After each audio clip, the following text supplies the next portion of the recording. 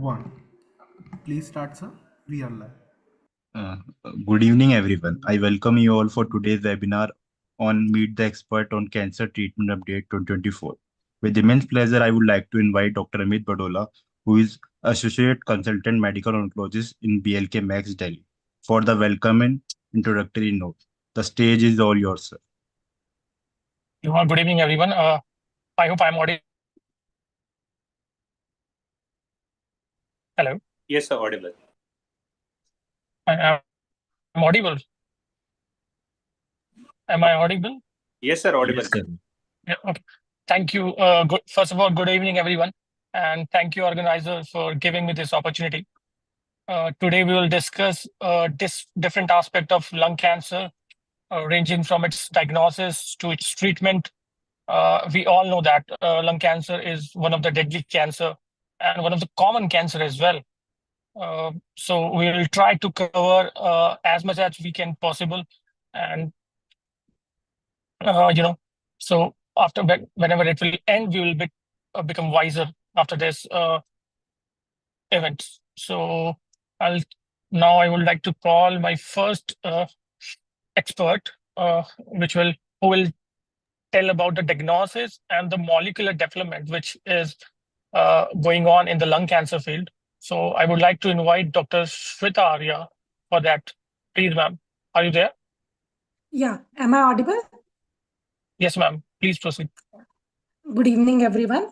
And thank you, organizers, for giving me this privilege. Today, we will be discussing the molecular biomarker testing in lung cancer. Next slide.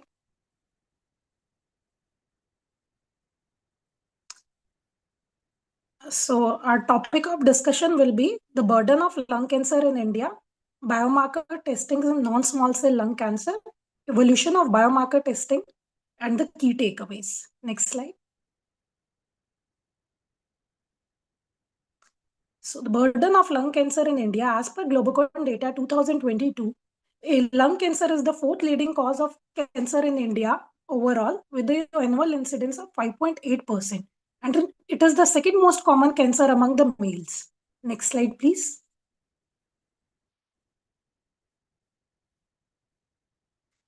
Approximately 50% of the patients with advanced non-squamous non-small cell carcinoma have actionable driver mutations with an FDA-approved agent or on a clinical trial.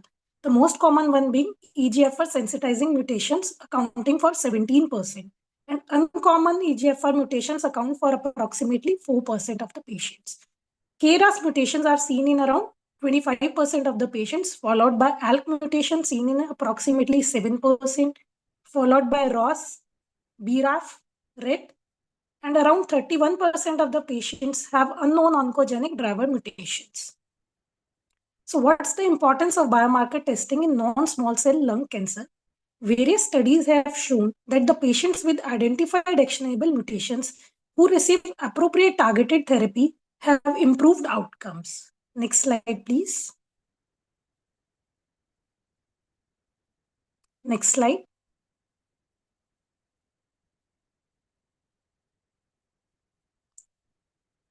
So we have various guidelines recommending for routine biomarker testing to guide for treatment decisions in advanced non-small cell lung cancers. And the routine biomarker testing should include EGFR testing for EGFR mutations, ALK rearrangements, ROS, BRAF, MET exon 14 skipping mutations, RET gene fusions, NTRK gene fusions, KRAS mutations, and PDL1 testing. Next slide, please. So we have various methods of tissue testing in non-small cell carcinoma, including DNA sequencing, NGS, and PCR, which is suitable for insertions, point mutation, and deletions. RNA sequencing panel, which is more appropriate for detecting fusion abnormalities. IHC and FISH, which detects ALK-ROS1, highly specialized and can be faster. Next slide, please. So the evolution of biomarker testing in non-small cell lung cancer, what lies in the past and what's therefore stored in the current. Next slide, please. So the tissue journey includes procuring the tissue sample, which may be small tissue biopsies, cytology including FNAC and exfoliative cytology, and liquid biopsies. These specimens are then assessed morphologically, followed by molecular profiling by various methods, including IHC, PCR, FISH, and NGS. Next slide, please.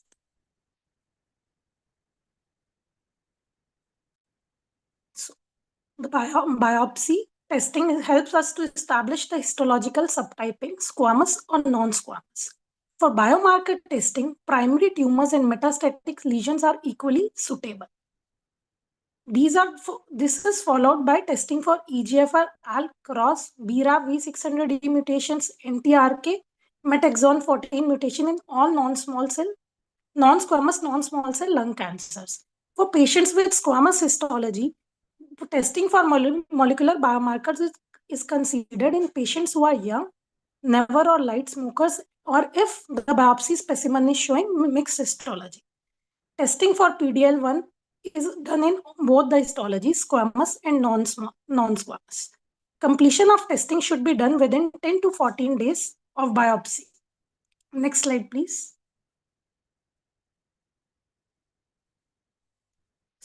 Circulating tumor DNA testing has the potential to be applied across all the stages of non-small cell lung cancer and throughout the treatment pathway.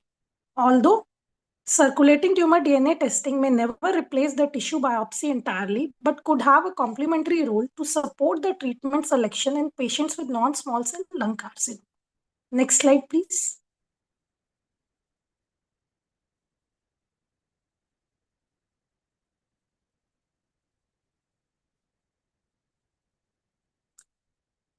ctDNA may be used to detect MRD after surgery in resectable non-small cell lung cancer and may help in the early detection of patients who are at risk for relapse. As per the TRACERx study, ctDNA profiling was able to confirm MRD negativity and detect MRD in patients who relapsed before their disease was picked up by a standard imaging. Next slide, please. So we have various modes of obtaining tissue biopsy, which could be tissue or liquid biopsy. We have pros and cons of each. Tissue biopsy procurement, it's a surgical procedure, invasive, and we cannot do, it's difficult to do serial testing. However, it can correlate easily with histology and cellular phenotype. However, the liquid biopsy is simple, easy to draw the blood, minimally invasive procedure. But direct correlation between ctDNA result with histology or cell type is not possible, and it is more reflective of tumor genomic landscape. For tissue biopsy, lower tumor cell content is acceptable with sensitive techniques. However, for liquid biopsy, very sensitive methods are required as ctDNA may comprise less than 0.1% of ctDNA. There is substantial evidence for initial treatment selection and subsequent treatment after targeted treatment failure in advanced non-small cell cancer for tumor tissue biopsies. However, the use for liquid biopsy is less at present, but for subsequent treatment failure, it offers a useful tool. Next slide, please.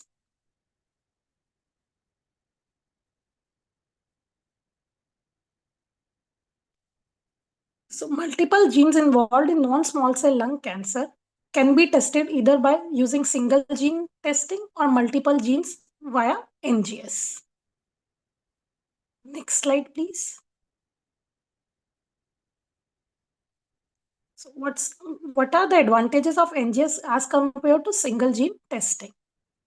It has a number of advantages as the ability to evaluate all the non-molecular alterations in the single test has given NGS a major advantage. It detects a broad range of molecular alteration in a single test, and it may help us to identify new markers that could offer additional treatment options for a patient or provide information to help with the development of new and more effective treatment. However, whatever the cons of NGS include high complexity of the workflow that requires experienced personnel and obviously the cost. Next slide, please.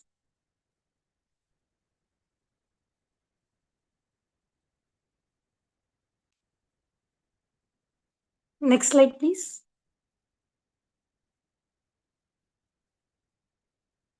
So molecular landscape of non-small cell lung cancer with their available treatment options include EGFR mutations, most commonly EGFR exon 19 deletions and EGFR exon 21 point mutations, and the FDA approved therapies include osimertinib, afatinib, dacometinib, KRAS mutation with the use of sotorasib, adagrasib in the second line.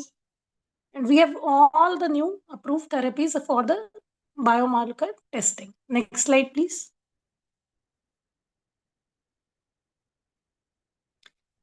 So, testing for EGFR mutation in lung adenocarcinoma. Next slide.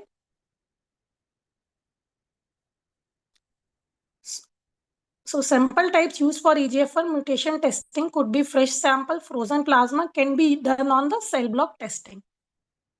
Because there is very discordance between EGFR mutation status in primary tumors and corresponding metastatic sites is very rare.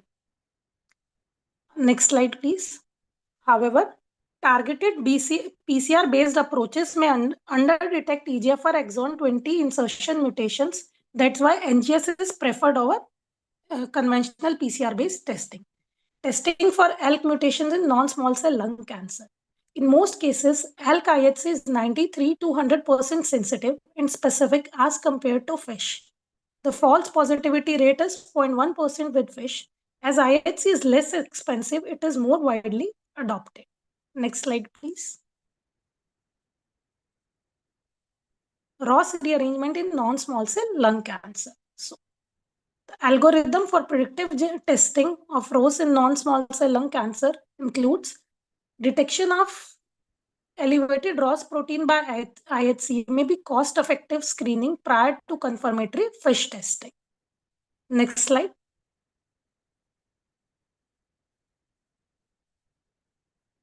KRAS mutation in non-small cell lung cancer. These are present in around 30% of the patients with lung adenocarcinomas, with G12C mutation variant most common, found in around 13% of the patients. And the various methods of detection, single gene KRAS G12C testing is not currently recommended and should be performed only as a part of a multi-gene NGS panel. We have approved drug for KRAS mutation in non-small cell carcinoma are sotorasib and adagrasib in the second line and beyond. So testing for BRAF mutation in non-small cell cancer, this accounts for around present in 1 to 5% of the patients with non-small cell carcinoma, most commonly seen in adenocarcinomas. And around 50% of the patients with these mutations have mutation present in V600E. And the method of detection could be IHC or PCR. However, the NGS is ideally preferred for multi-gene testing. Next slide, please. Next slide.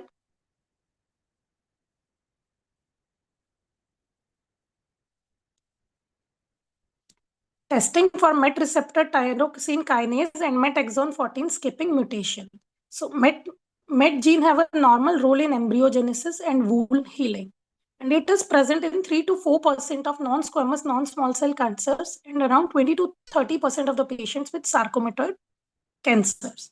So majority of MET exon 14 skipping mutations can be detected with DNA NGS, but the RNA NGS have increased sensitivity as compared to the DNA NGS.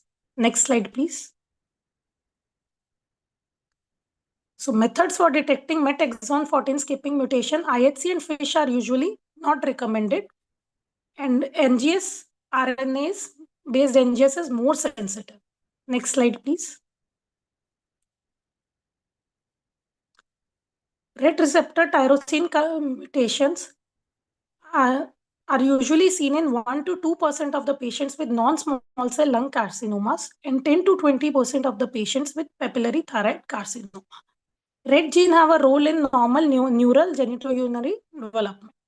Next slide, please. So, various methods for RET gene fusion detection.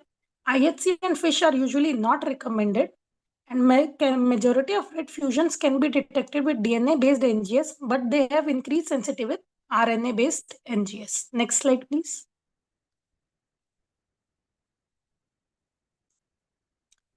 Testing for NTRK gene fusions. Various options include IHC RNA or DNA NGS, FISH, and RT-PCR.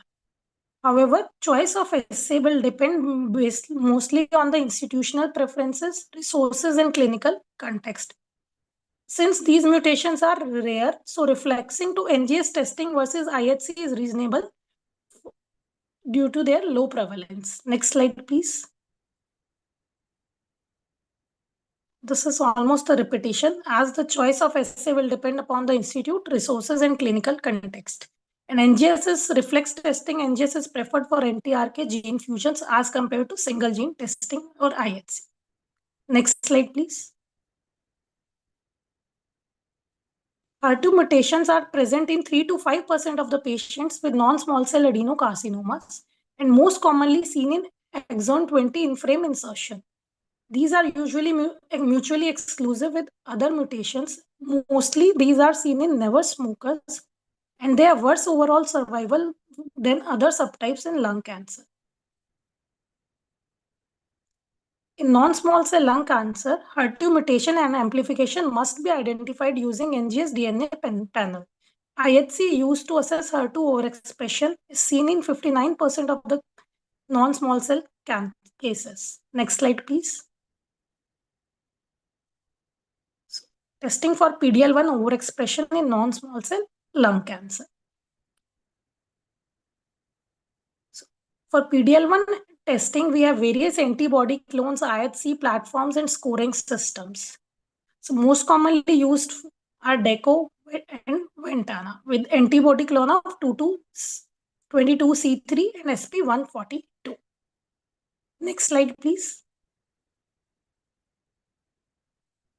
PD-L1, next slide. PD-L1 testing uses back slides. PD-L1 testing uses different antibodies and a different scoring system is adopted depending on the antibody used to detect the level of PD-L1 based on their staining. Next slide. So biomarkers for immunotherapy in non-small cell cancer is a controversial topic. Currently, PD-L1 is the sole biomarker to guide the immunotherapy.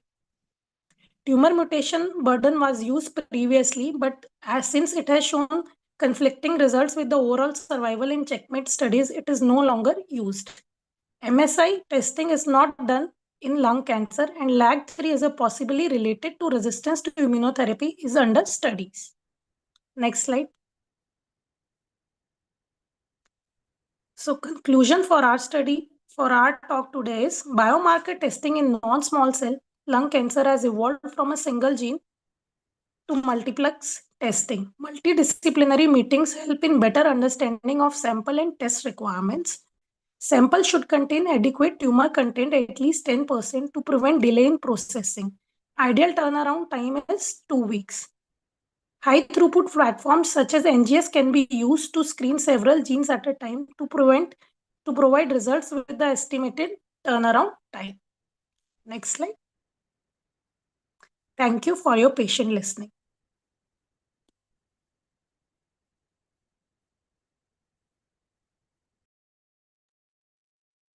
Thank you, ma'am. Thank you for a wonderful presentation. Now I would like to call for our next speaker, Dr. Vishal, Dr. Nikhil, for the overview of lung cancer. So stage is yours, Dr. Nikhil. Uh, Thank you for having me here. Can anyone share the slides on my behalf?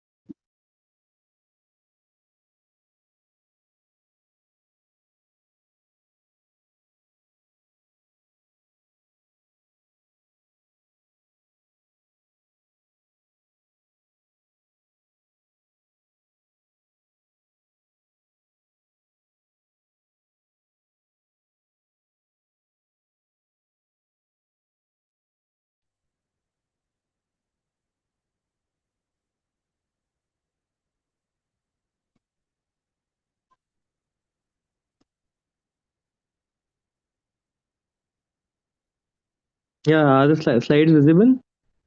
Am I audible? Yeah, you are audible. Slides are visible, sir. Okay.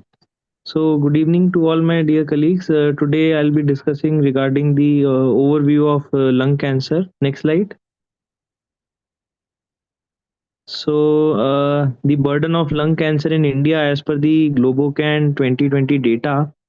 So, among both male and females included, so it is the fourth most common malignancy, and in among males, it is the second most common malignancy after head and neck cancer.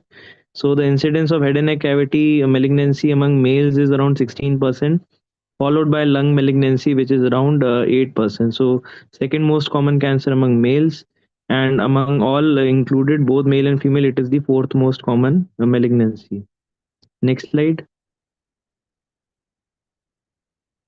So yes, we generally use the TNM staging for management of lung cancer, and we have shifted from using AJCC 7th edition to 8th edition.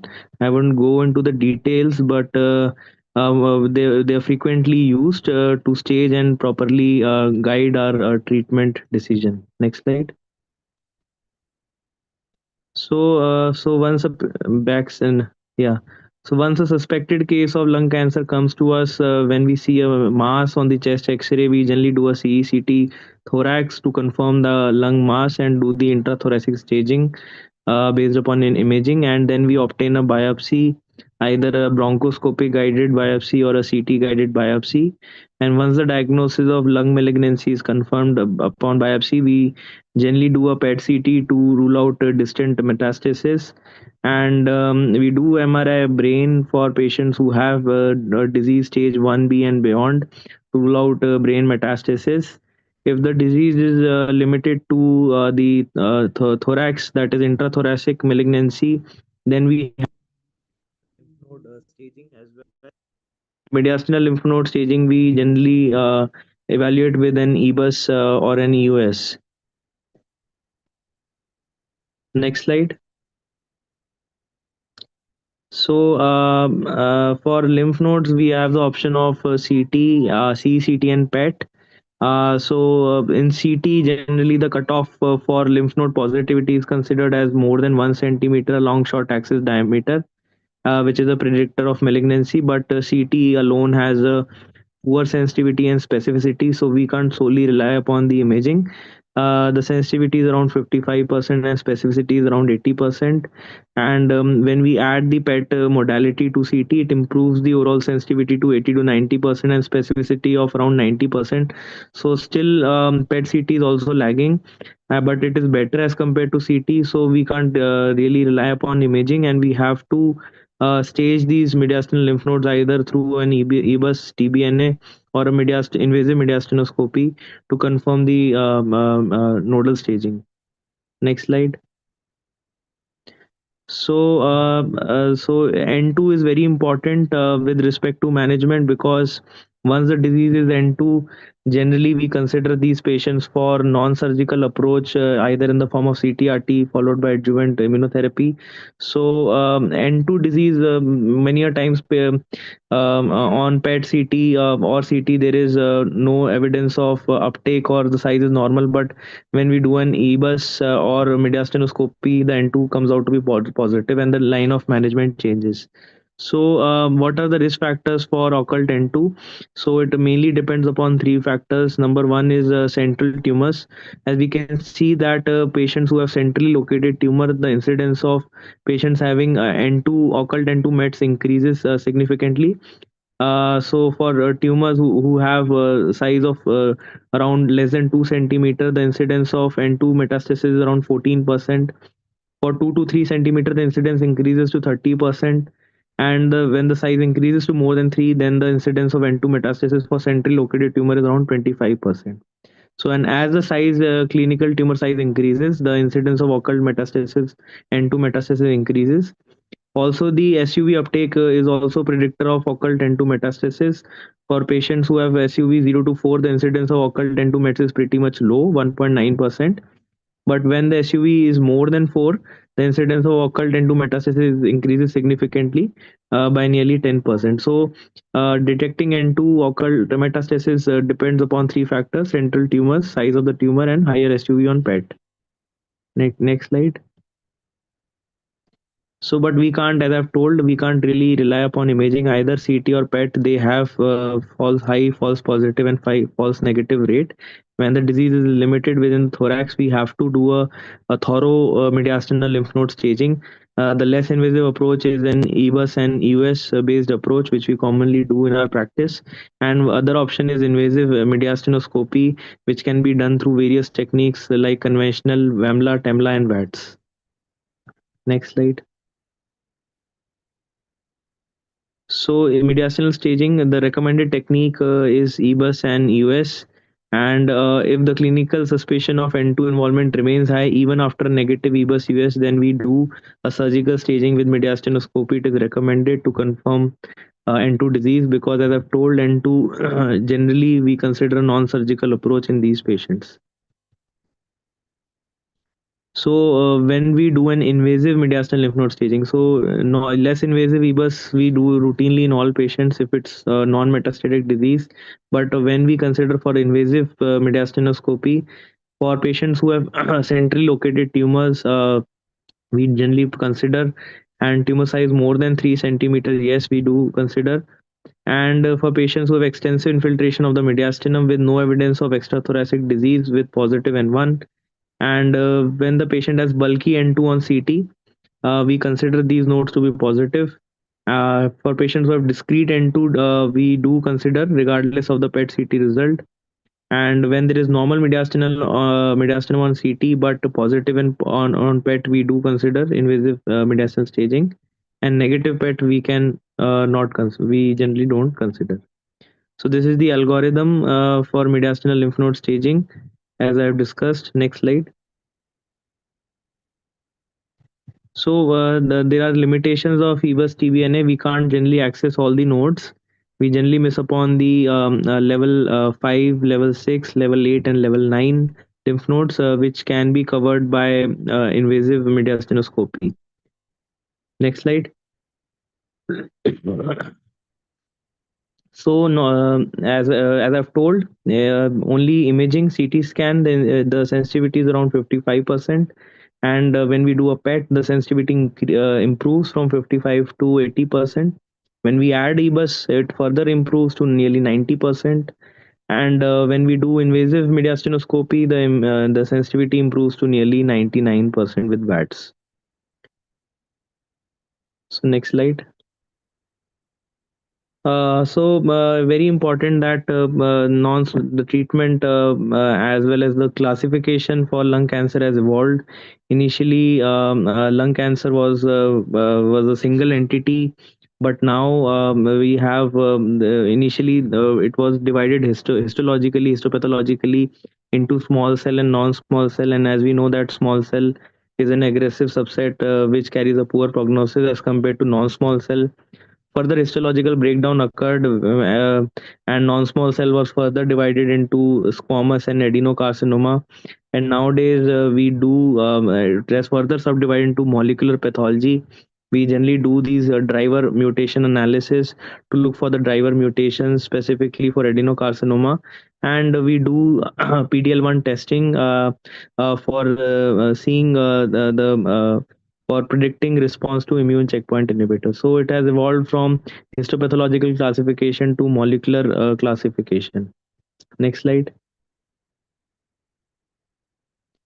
So these advances have also reflected upon the improvement in mortality outcomes. We can see that the lung cancer specific survival has improved from 26% among men with non-small cell carcinoma lung that was diagnosed in 2001 to 31% with a delta of nearly 10% among those in whom diagnosed in 2014. So this is because of the era of TKIs, targeted therapies, and immunotherapy, which have improved the mortality outcomes in lung cancer. Next slide.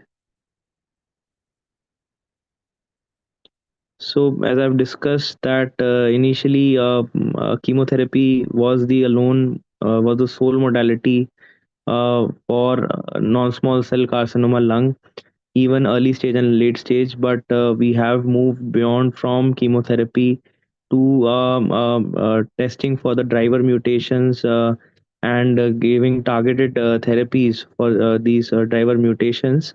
And for patients who lack those driver mutations, we do the PDL1 test and consider these patients for either single agent immunotherapy or combination of chemo and immunotherapy. And these have reflected upon the outcomes, and patients are living much longer as compared to conventional chemotherapy. Next slide. So these are the driver mutations we generally look out for. So in adenocarcinoma, the most common mutation is the KRAS mutation, followed by EGFR mutation, and rest mutation. The incidence is less than 5%. ALK, ROS, RET, NTRK, HER2, BRAF. So these are all targetable mutation nowadays. And as per the guidelines, we must at least test for these 7 approved biomarkers: EGFR, ALK, ROS, BRAF, NTRK, MET exon skipping mutation, and RET. These are all targetable mutations which can be so the management has shifted from giving chemotherapy to these tablets. Next slide. So it's important that for now coming on to early stage cancer lung, for patients who have resectable disease, the patient generally undergoes surgery, and after surgery we consider these patients for adjuvant chemotherapy. So adjuvant chemotherapy is mostly considered in patients based upon 2 indications. Number one, if the tumor size is more than 4 centimeter, we consider these patients for adjuvant chemotherapy for 4 cycle platinum based doublet chemotherapy. And the second indication is if the patient is having node positive disease. So in these patients we consider for adjuvant chemotherapy for 4 sessions, platinum based cisplatin based doublet chemotherapy as per the LACE meta-analysis. Next slide. Margins are also important. Once surgery is done, we look upon the margins, and if the margins are if there is R1 resection, that is microscopic residual tumor is left behind, or gross residual tumor is left behind, that is R2 resection. So if R1 resection is there, either we can consider for re-resection or we can consider for radiation after chemotherapy completion. So the sequence remains the same. After surgery, we consider for adjuvant chemotherapy, and after adjuvant chemotherapy, we consider for radiation if there is incomplete resection. Next slide. So despite giving considering for surgery and adjuvant chemotherapy, these localized tumors fail. Around 50% remain cancer free, while 50 to 60% of the tumors recur despite adjuvant chemotherapy in the form of mostly distant metastasis. So we need more therapies to improve the outcome. Next slide. So as I've discussed, as per the LACE meta-analysis, we do consider these for patients who have tumor size more than 4 centimeter. We consider for adjuvant platinum-based doublet chemotherapy, as it has shown that in patients who have more than 4 centimeter tumor, adding chemotherapy improves overall survival. Next slide. So this was the LACE meta-analysis I was talking about. It included 5 trials evaluating cisplatin-based doublet chemotherapy, and most commonly cisplatin vinorelbine was the most commonly used agent. And adding chemo improved the OS by 5% at 5 years with hazard ratio of 0.89 in post-operative patients. Next slide. So this is the forest plot, and it is comparing neoadjuvant versus adjuvant, and we can see that the benefit for neoadjuvant and adjuvant remains the same. So 5% benefit at 5 year either with neoadjuvant approach or adjuvant approach for patients who have stage 1B to stage 3 malignancy with similar hazard ratio of nearly 0.8. So either approach is acceptable. If patient is borderline resectable, we can add neoadjuvant chemo followed by surgery. So that is also an accepted approach. The TKIs which we commonly used in the metastatic setting have now shifted. We are considering an adjuvant setting as well. So from metastatic to adjuvant, they're climbing its way up. So this was the ADAURA trial, which was a trial. It was a phase 3 randomized controlled trial. It included patients with stage 1B to stage 3A EGFR mutated lung carcinoma, and after adjuvant chemotherapy, patients were randomized to receive placebo versus adjuvant osimertinib for 3 years. And it was seen that adding adjuvant osimertinib significantly improved disease-free survival as well as overall survival, and it has now become the standard of care for patients with EGFR mutant resected non-small cell carcinoma lung, and there were 80% reduction in the risk of disease recurrence or death with osimertinib. So for patients who lack a driver mutation, like if patient has been surgically resected and but is driver mutation negative, EGFR ALK cross is negative, then we can consider for adjuvant immunotherapy after chemotherapy.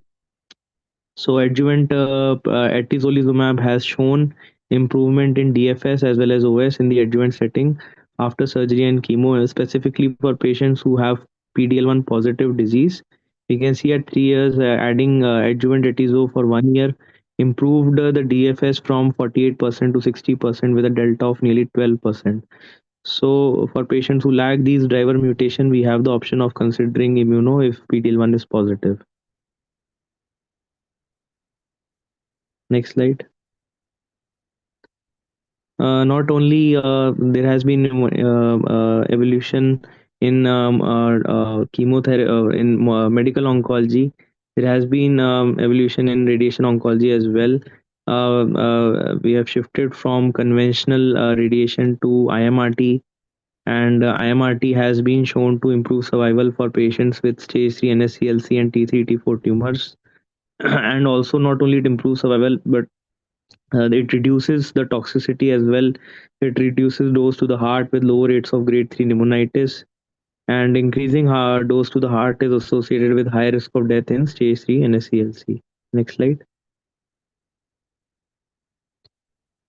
So there are different techniques. SBRT is generally considered for a very early stage lung malignancies, tumor size 3 centimeter, 5 centimeter with no nodal involvement. So these are the candidates for SBRT versus surgery. So surgery is preferred in medically operable patients, while patients who are medically inoperable because of any comorbidities, SBRT is another option which has achieved very good outcomes. So next slide. So there are different methods of delivering radiation. 4D CT allows for margin around the tumor to be minimized. IGRT ensures accurate target coverage for every treatment while reducing margins needed to cover the tumor.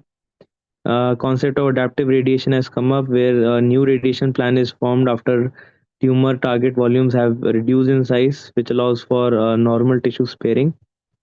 And this results to smaller target volumes with lower doses to the normal tissue, and including lung, esophagus, and heart are spared. Next. So it's important what dose is preferred in radiation. So dose of 60 gray is the standard of care. Increasing dose has no benefit. It reduces the overall survival. So this was the RTOG 617 trial. It was a phase 3 RCT which evaluated 60 gray versus 74 gray, and the 5-year overall survival was better in the 60 gray arm as compared to 74 gray arm. So 60 gray remains the standard of care in stage 3 patients who are not candidate for surgery. So for stage 3 patients, most of these patients we consider for specifically for N2 disease. Non-surgical approach is preferred over a surgery. We consider these patients for definitive CTRT, and definitive CTRT followed by adjuvant durvalumab as per the Pacific trial is the current standard of care for patients who have stage 3 disease. Next slide. So this was the Pacific trial, which included patients with unresectable stage 3 non-small cell carcinoma lung. So patients after curative CTRT were randomized to receive maintenance placebo versus maintenance durvalumab. Durvalumab is an immune checkpoint inhibitor, and adding durvalumab after CTRT improved overall survival significantly. We can see the Kaplan-Meier curves separating in favor of durvalumab. At 5 years, the benefit of durvalumab was nearly 10%. The overall survival was improved from 33% in chemo CTRT alone arm versus 42% in the durvalumab arm. So delta was nearly 10% benefit. Next slide. So, so even in non-surgical candidate, we can achieve 5-year overall survival of 40, more than 40%. So, as compared to historical control arm where the OS was in the range of 15 to 25%. So, adding immuno after CTRT improves the OS significantly. Next slide. So, yes, there are multiple options now we have. Apart from chemotherapy, there is option of targeted therapy. We do routinely NGS lung cancer panel in our practice to look out for these driver mutations. And if any of these driver mutation are positive, we consider for TKIs, tyrosine kinase inhibitor, which are basically targeted therapies. And if there are no driver mutation, then we consider for immune checkpoint inhibitors, which have significantly improved disease-free survival as well as OS. Next slide. So for patients who have EGFR mutation positive, which is the most common mutation, driver mutation, which we see in our patients. So the current first line standard of care is osimertinib, and this was the trial which compared osimertinib versus the first generation TKI. And it was seen that giving osimertinib in the first line significantly improved progression-free survival, with the median PFS of 10 months in the first generation TKI arm versus 19 months, with a delta of nearly 9 months.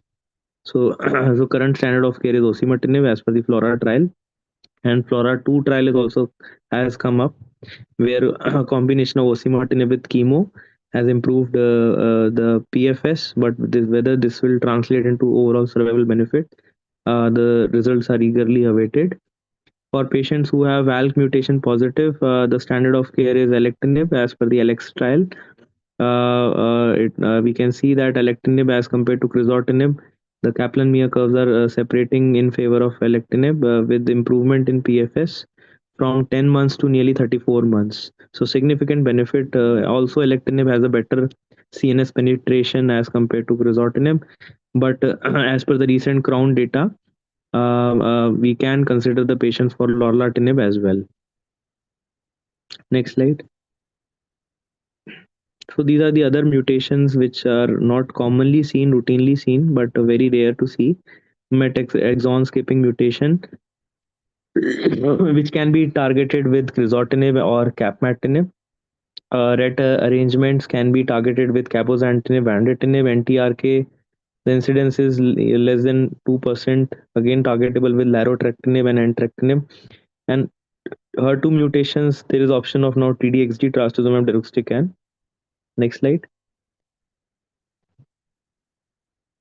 So just showing that how the survival has improved with these with the era of targeted therapy and immunotherapy.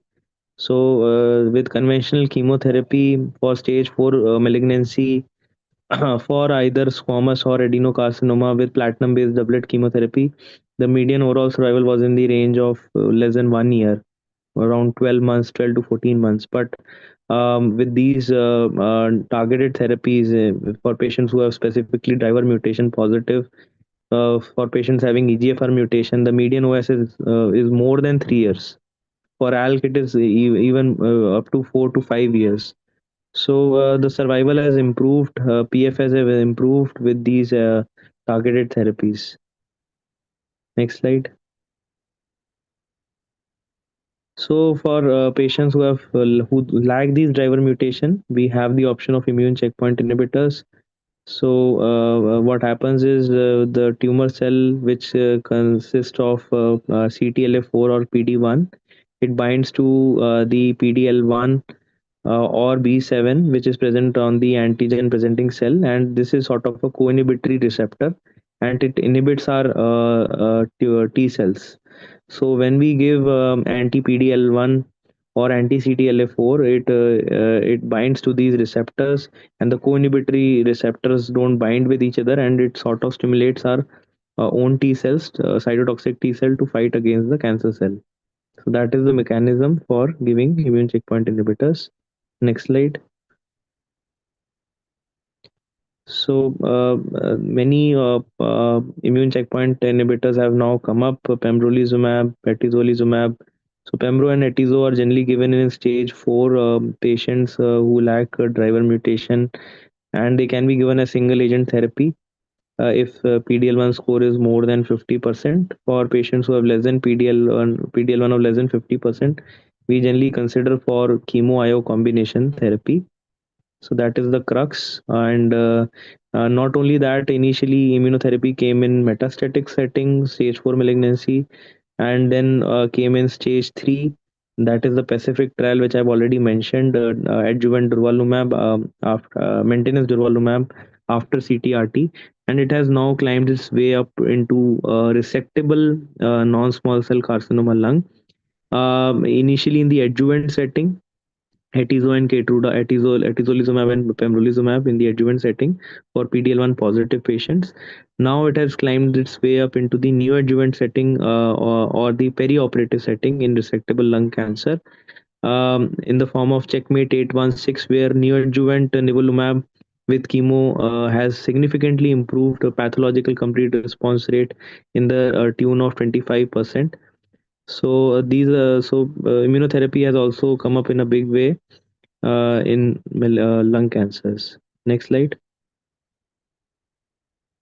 So survival outcomes. So the survival outcomes without immuno had been dismal for stage 4 with the median OS of around 12 to 14 months. But for patients specifically who have PDL1 of more than 50, single agent immunotherapy works excellent, with the median OS improving from 14 months to nearly 2 years. And for patients who have PD-L1 less than 50, combination chemo immuno again has improved OS from nearly 30 months, 20 months, so more than 1 year. Next slide. So we can see that this is the keynote trial where chemo was compared with pembrolizumab, single agent pembrolizumab, in patients with PDL1 of more than 50%. And we can see that Keytruda pembrolizumab is superior in terms of overall survival.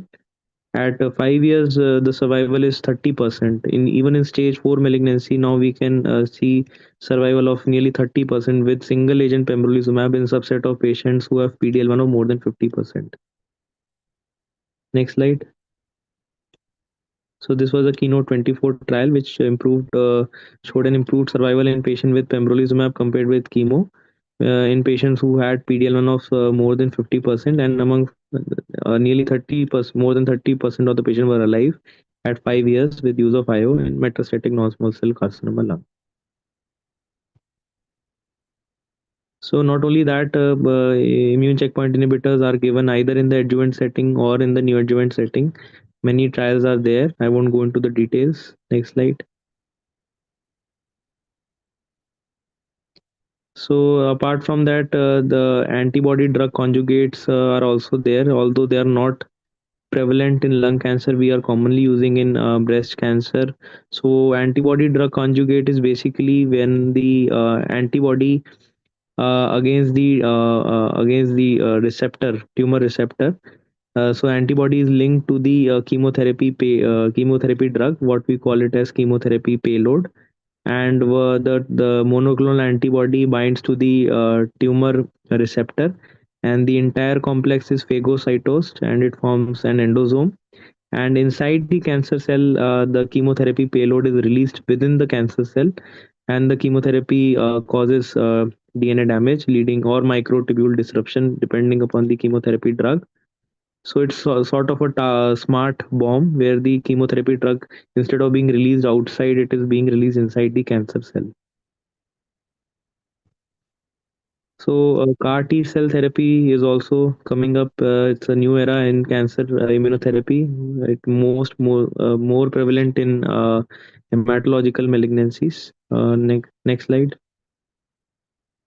So the takeaway is the management landscape is fast changing in non-small cell lung cancer, and newer therapies have a huge potential to improve survival, especially when detected in early stages. Overall survival has improved across various subtypes with molecular alterations, and the ease of oral pill over infusion in case of targeted drug is an added advantage. And pulmonologists have a huge role to play in early diagnosis, and hence it is crucial to involve them in non-small cell lung carcinoma tumor board. So thank you to all of you. That would be from my side. Thank you, Dr. Nikhil, for a wonderful presentation. I would like to, I want to ask some question, Dr. Nikhil. So, Yes. what will be your approach if there's a driver mutation positive and the PDL1 is also positive, apart from EGFR and ALK, like if there's a KRAS positive or other rare mutations? So, how you plan your treatment in particularly these kind of a patient? So specifically for EGFR, ALK, ROS, and MET, it has been shown that these are not immunogenically cold tumors. They don't respond very well to immune checkpoint inhibitors in the first line. So generally in such patients, we do consider for TKIs either and once option of TKI is exhausted, we consider for chemotherapy in second line and immune checkpoint inhibitor in third line. For rarer mutations, the data is not there, but I have gone through a paper where for patients who have HER2 mutation, somehow they are phase 2 trials, not phase 3, since these are very rare mutations. They can be considered for immune checkpoint inhibitor if provided the PDL1 score is high. So specifically for EGFR, ALK, ROS, and MET, the data is there that immune checkpoint inhibitors don't work well. Yeah, thank you. And what will be your therapy of choice if the patient is EGFR mutation positive, started on osimertinib and got So progression? as of now, I consider for osimertinib in the first line setting.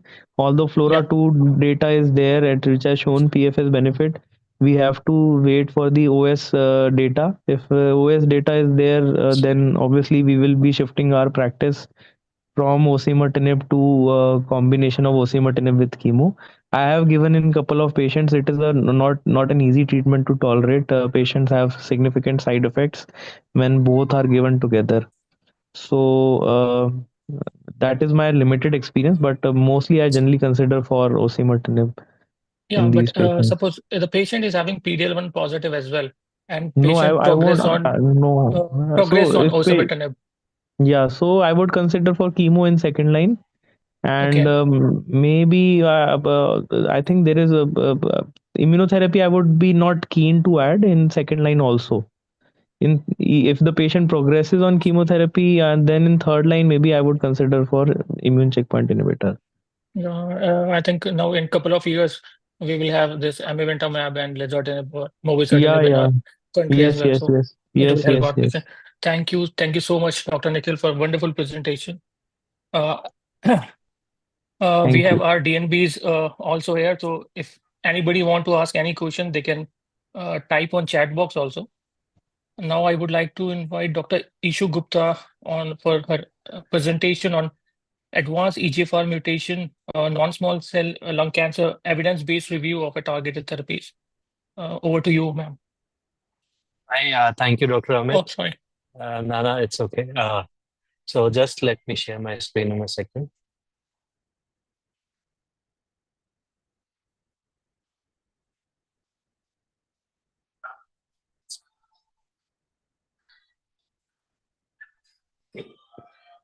Hi, so my screen's visible? Yeah, it's visible. Right, great. So without wasting time, thank you so much for organizers for inviting me. I would be discussing on the advanced EGFR mutated non-small cell lung cancer, management of it, and evidence-based review of Ayurvedic therapy. It has been a very standard practice for a very long time now that in metastatic EGFR mutated patients, semaglutide is the first line. Flora has very well cleared it multiple times. And also now in advanced other subsets of lung cancer, adjuvant therapies, it has come in after the ADAURA trial. And then recently published LAURA-2 has also confirmed the role of osimertinib in the post chemo radiation setting in the stage 3 lung cancer. But for now, today we will be focusing more towards FLORA and the other trials in this setting. The lung cancer is one of the most common cancers diagnosed in our country and contributes to around 5.5% of the patients diagnosed with cancer. We know that the survival rates start dipping from stage 2 onwards and rapidly drop. And with a stage 4 cancer, the survival rates are just 10% on the 5-year scale. And most of the patients, that is about 65% patients we see in the clinic, are diagnosed with stage 4 lung cancer. And also we know that more than 50% of the lung cancer patients have biomarkers. Some of them might be targetable, some not.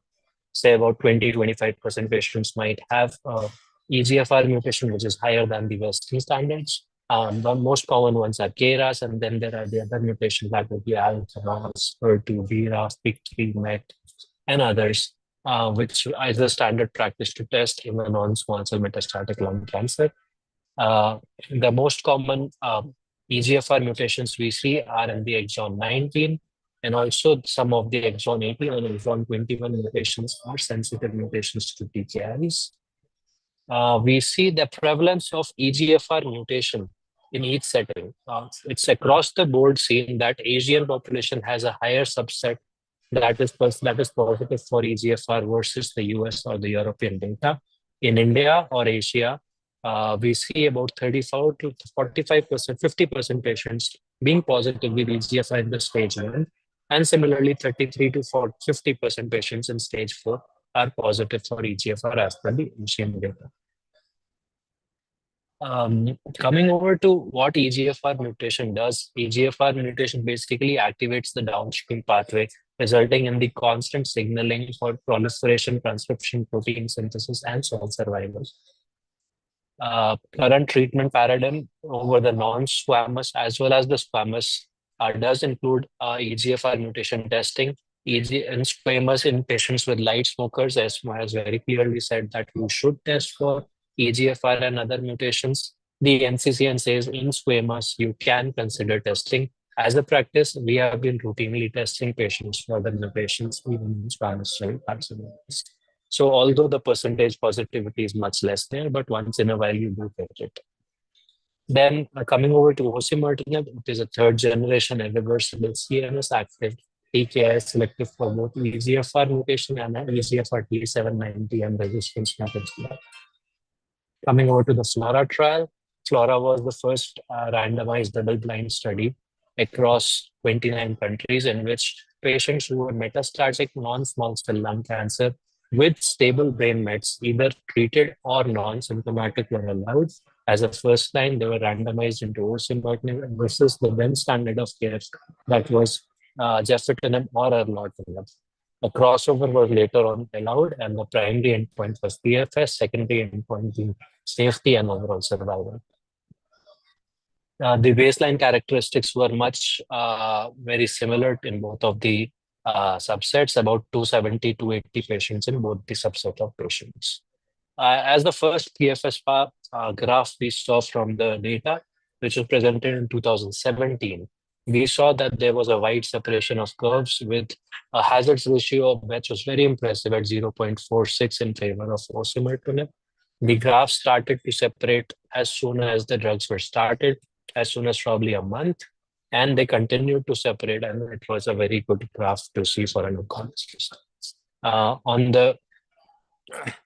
When we see the subgroup analysis, we saw that across the board, we were able to see the benefit of osimertinib in almost all of the subgroups that were smokers, non-smokers, CNS mets, EGFR type of mutation, EGFR mutation method of detection, male, female, age, everywhere osimertinib favored the gefitinib or the erlotinib arm.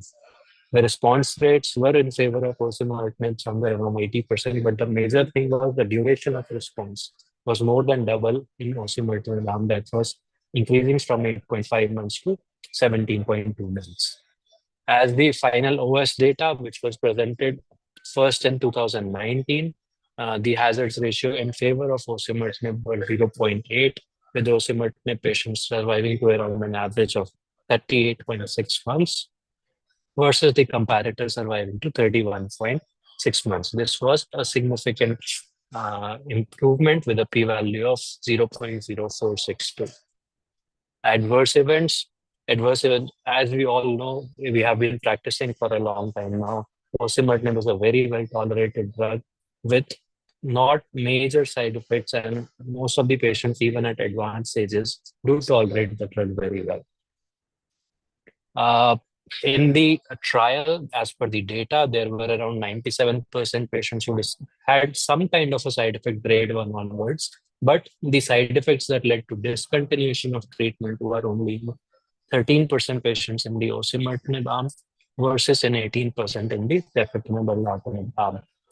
And any side effect that led to death was 0 patients in osimertinib arm, and 1 patient had in the gefitinib arm. So concluding the FLORA study, we have statistical and meaningful improvement in PFS as well as in OS, which was also there in the CNS PFS, and the CNS progression was also lower on osimertinib. The final OS analysis also favored osimertinib, and the safety profile also favored osimertinib. Hence, it became the standard of care. CNS efficacy, brain mets were in about 20% patients in the EGFR mutation patient in this trial, with some 9.4% patients did also have some electrochemical mets. With CNS mets also, we saw that the curves did separate early on and continued to separate with a PFS of 15 months in CNS metastatic lung cancer, which was very, very impressive. And hazards ratio were again 0.47 in favor of osimertinib. Again, when osimertinib was also compared to dacomatinib, but not directly, this is a trial-to-trial comparison where Archer 1050 was compared to FLORA. What she saw in the Archer benefit, which also gave a very good PFS of around 15 months and a very good OS of around 34 months, we saw that the curve started to differentiate after 6 months of the therapy of dacomatinib versus in FLORA, we saw the curve started to separate very early on. Also, FLORA, we saw the early separation. 54% patients were alive at 3 years, and the median survival was 38 months. Although trial-to-trial comparison should not be there, so I'm not comparing the exact data of the OS and the PFS. So one more thing was there, that the study design for Archer, the study design was such in a hierarchical stratified statistical design that a p-value could actually not be calculated.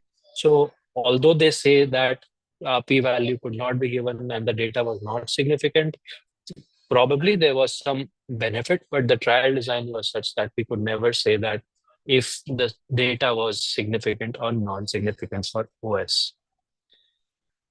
LUX-7, the trial for afatinib, did show that the median PFS with afatinib was 11 months compared to gefitinib of 10 months. And osimertinib had a PFS of, as compared to 11 months in LUX versus 19 months in the FLORA.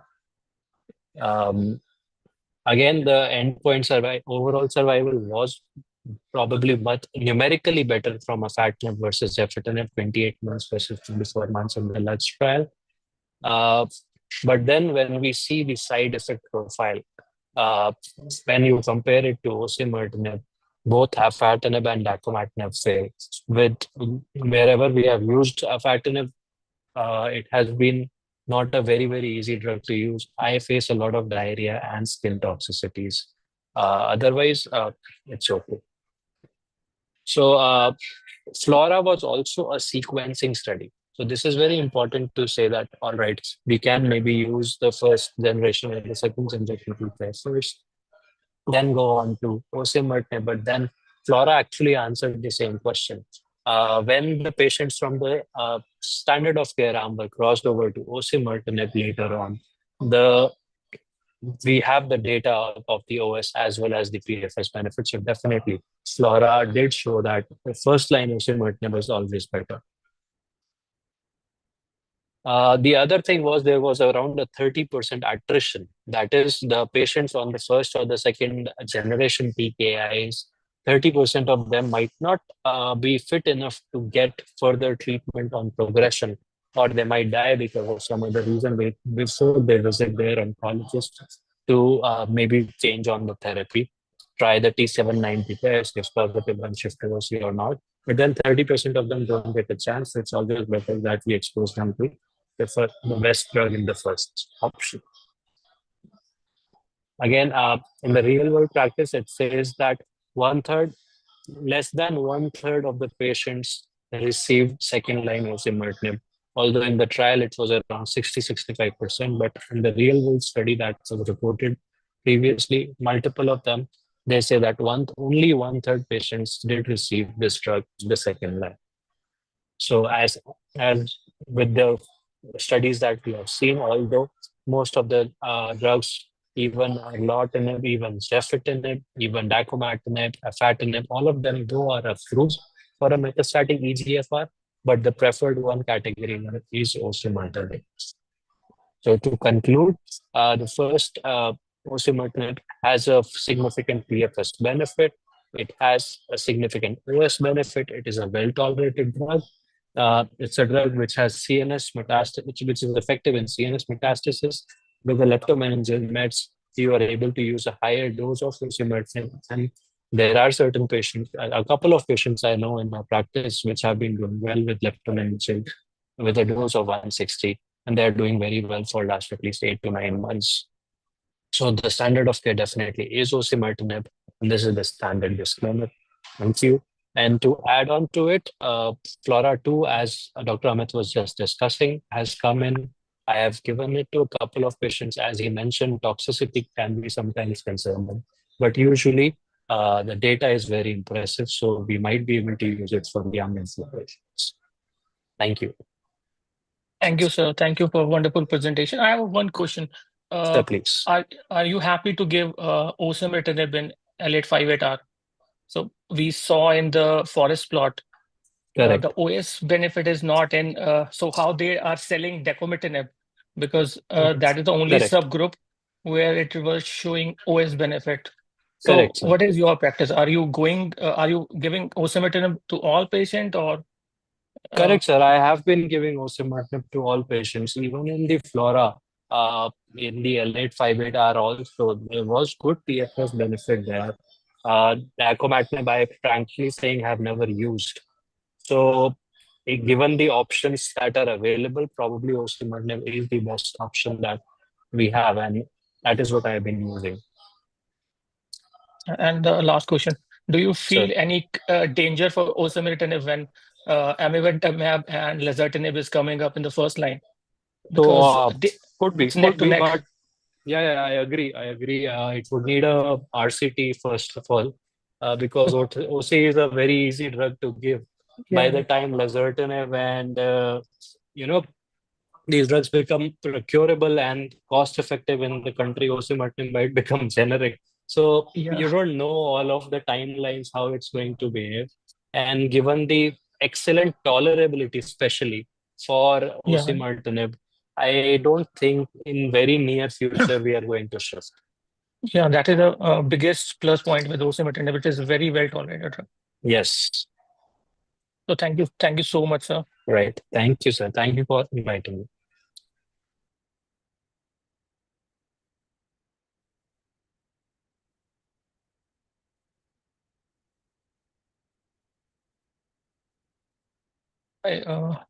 Tech team, can I share my screen?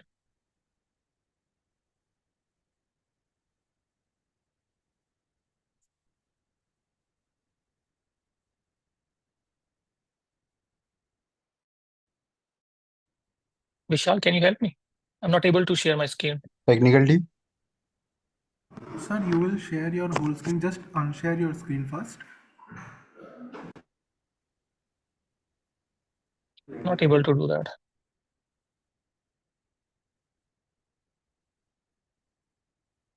Yeah, wait.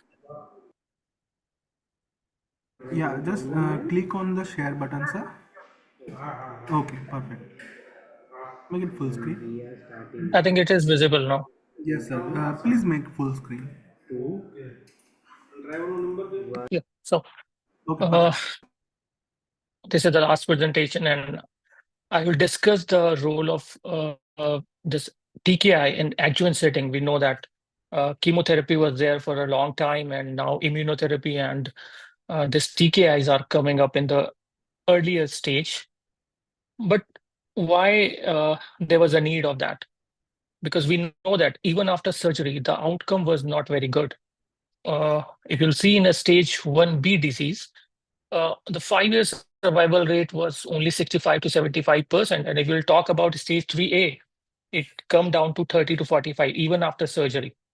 So that's why, researchers was keep discovering things, adding TKI, immunotherapy, now getting success in this field. So these are the testing recommendation in early lung cancer. Earlier, it was none.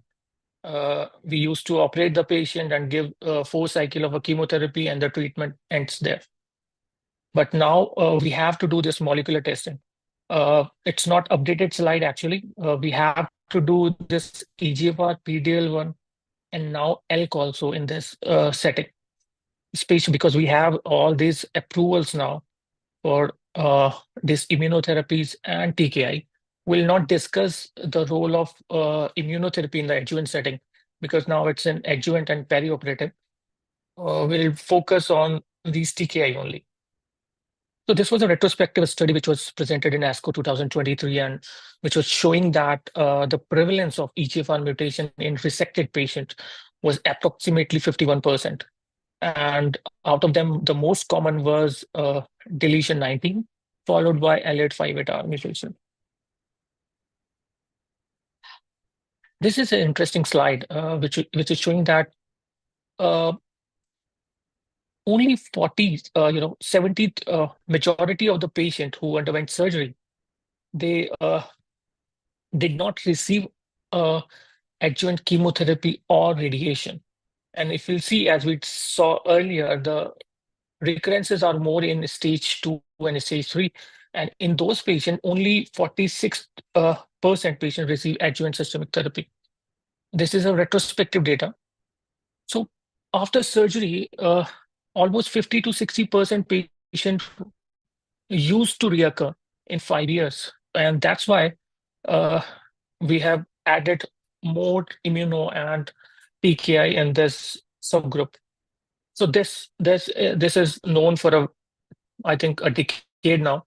This Anita study which showed that the 5-year survival of adjuvant 4-cycle platinum-based chemotherapy was 5%. It was not showing only the DFS advantage, but overall survival as well. But EGFR TKI, the first generation TKI, they failed. They failed in lots of trials, whether it's erlotinib or gefitinib. There was the DFS advantage, but there was no overall survival advantage. And that was a reason why no TKI, the second generation TKI, was tried in this setting. So what was the reason why it, not resulted into a change in our clinical practice? The most common, the most important reason was it couldn't increase the overall survival. In adjuvant setting, if some medication is changing the DFS with some months and not changing the overall survival, obviously it can't change the practice. So the most important thing is there was no OS benefit with all these TKI. And the other was a trial limitations. And this was a trial, I think it is well known now, EDULAR trial, the use of osimertinib in the adjuvant setting. It is a landmark study and beautifully designed, but it is having some flaws also. I will discuss it later. So basically, all patients who underwent surgery, and having this exon 19 deletion or L858R mutation. They were randomized into two arms. They included 1B and 1B to stage 3A. And after completion of chemotherapy, they randomized into osimertinib versus placebo. And the treatment duration was for the 3 years. The treatment was continued until the disease recurrence, treatment completion or discontinuation criteria. So the primary endpoint for this trial was DFS, and the second endpoint was overall survival and health-related quality of life. So we have already seen, I think, in lots of conferences we used to see this. ADAURA DFS is remarkably nice. It's a landmark trial, and having a hazard ratio of 0.23 using osimertinib in adjuvant setting is decreasing chances of relapse almost 80%. And the benefit of this osimertinib is more in higher stage. The benefit was more in stage 2 and stage 3 compared to stage 1A. But one of the important and the most important thing, I'll say, the CNS DFS, because we know that the relapse in the CNS is not a good prognostic factor. And this adjuvant osimertinib is actually decreasing the CNS relapse, though the median was not reached in the both arm, but the Kaplan-Meier is showing the statistically benefit with a very good hazard of 0.24. We know that the osimertinib is having a blood-brain penetration.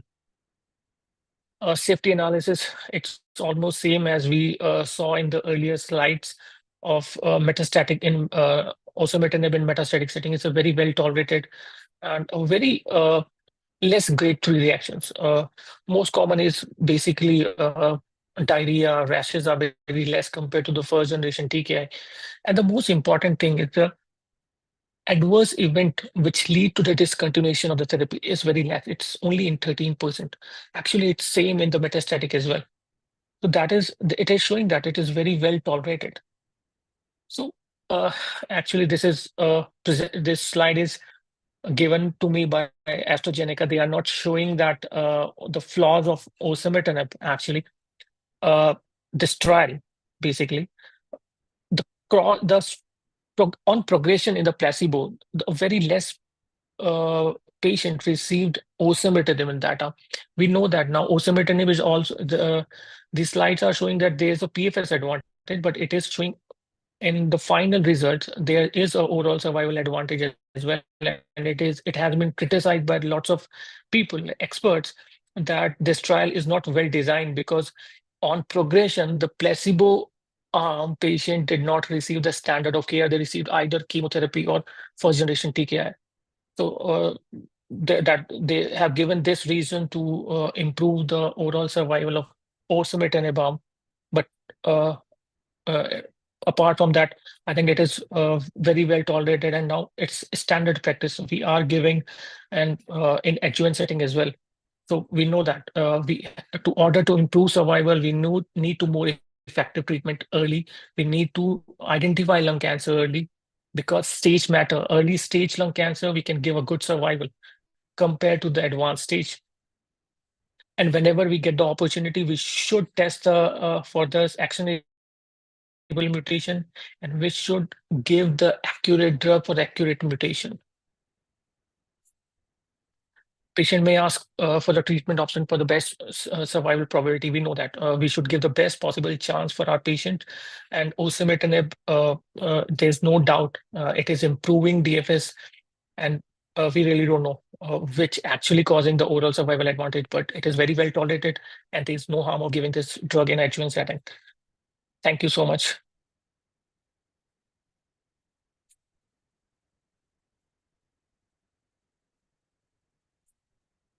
Anyone want to ask anything, they can ask.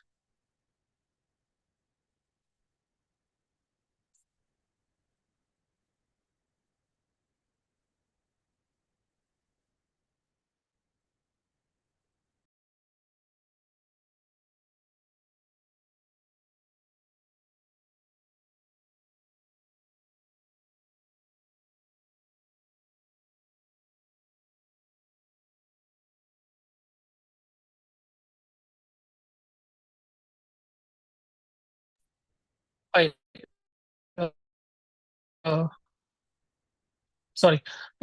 So thank you, everyone. That is it from my side. Anyone want to ask any question, they can ask.